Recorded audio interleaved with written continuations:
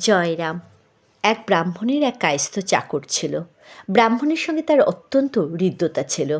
ওই কায়স্থ ভৃত্য মৃত্যু অন্তে যমদূত হয় এবং ব্রাহ্মণের সঙ্গে দেখা করে। ব্রাহ্মণ যমলোক দেখিতে চায়। তখন চাকরটি বলিল যে ঋণমুক্ত না হইলে যমলোকে যাওয়া যায় না। তদনুসারে ব্রাহ্মণ তার সমস্ত ঋণ শোধ করিল। কিন্তু ব্রাহ্মণ যে একদা একটি কুলা কিনবার সময় পয়সা কম পড়ায় আধ পয়সা দোকানির নিকট বাকি রাখিয়াছিল, তাহা তাহার মনে না থাকায় সে ঋণ তাহা রহিয়াই গিয়াছিল।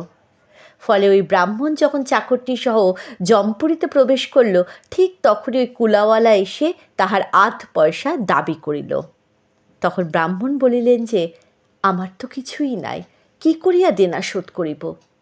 তখন কুলাওয়ালা বলিল, তোমার দেহ হইতে কুলা পরিমাণ মাংস দিয়া দাও। তখন ব্রাহ্মণ তাহাই করিল। একসময় ওই ব্রাহ্মণ বট অশ্বত্থ গাছ প্রতিষ্ঠা করিয়াছিল। ঠিক ওই সময় ওই বৃক্ষ হইতে কুলা পরিমাণ গাছের বাকল পড়িয়া গেল। ধ্যান, জপ, তপ, ন্যাস যে যেভাবেই করুন না কেন, ঋণ শোধ না হইলে বনে কোণে বা যেখানেই সংসার ছাড়িয়া পালান না কেন, নিষ্কৃতি নাই। ঋণ শোধ করিতেই হইবে। কাজেই অঋণী হওয়ার একমাত্র পথই নামে সর্বস্ব বিলাইয়া দেওয়া। নাম বই আর কিছুই নাই। এই সত্য ধরিয়া থাকিলে অঋণী হইয়া বৈকুণ্ঠে বাস হইবে। কেবল নাম করিয়া যান, উহাই একমাত্র শক্তি।